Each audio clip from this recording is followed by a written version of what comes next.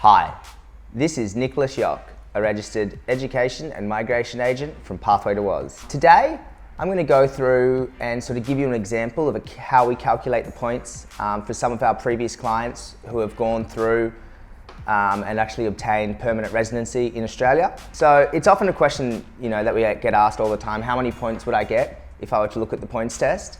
And it's very important, that's one of the first things you should be looking at when you are looking to see if you are eligible for general skilled migration. So today should just give you a good overview, of how we calculate the points.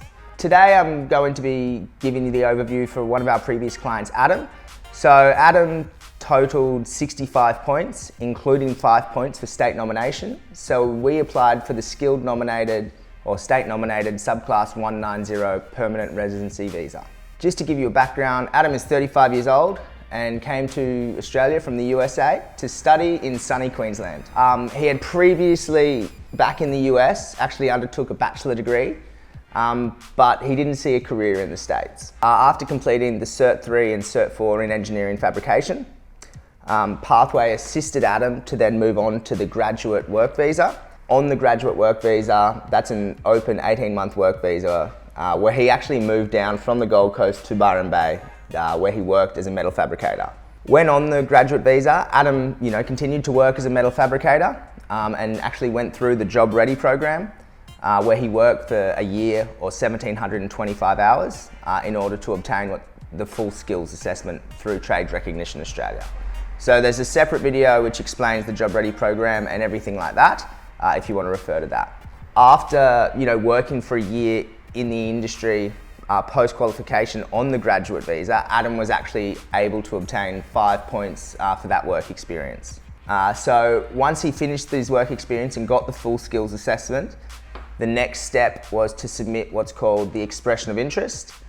Now the expression of interest is when we basically calculate your points and demonstrate to immigration, hey, this is me, this are my points, this is my occupation, this is my work experience, education, English ability, etc. Unfortunately, Adam didn't quite score enough points for the skilled independent visa just because his English couldn't quite get there. So he could only calculate 60 points before state nomination. However, we were fortunate enough to apply for and receive New South Wales state nomination, which gave him the extra 5 points he needs to be able to apply for it. So basically, here's a calculation of his points. Look, so he's 35, so he obviously receives 25 points for his age. His English ability, he got proficient English, IELTS 7s across the board. So that equals 10 points. His education equaled 15 points. This wasn't due to his education in Australia. This was actually due to his bachelor qualification that he received back in the US. So quite often you can, even if you do study in Australia in a trade qualification, you can actually get the points for your highest level qualification, even if that was completed in Australia or out of Australia, and even if it's not relevant to the job that you're applying for. So he got 15 points for his bachelor qualification. For his work experience, he received 5 points because he completed that year of work experience post-qualification on the graduate visa. He received 5 points for studying in Australia because he obviously studied his trade for 2 years in Australia, so he received 5 points there.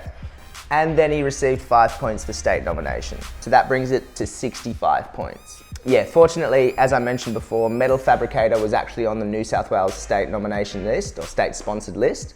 And we did receive 65 points, which was sufficient points to receive New South Wales state nomination. After submitting the expression of interest and indicating that we would like to receive New South Wales nomination, a couple of weeks went by before we were invited by the New South Wales State Migration to apply for state nomination. We submitted the relevant documentation, and then a couple of weeks later, we actually received the invitation to apply for the state nominated visa. And that took about 4 months to process, and I think later this year, Adam's actually looking to apply for citizenship. So that concludes Adam's points and the calculation of Adam's points. Please note, this is general in nature, and it is specific to his situation.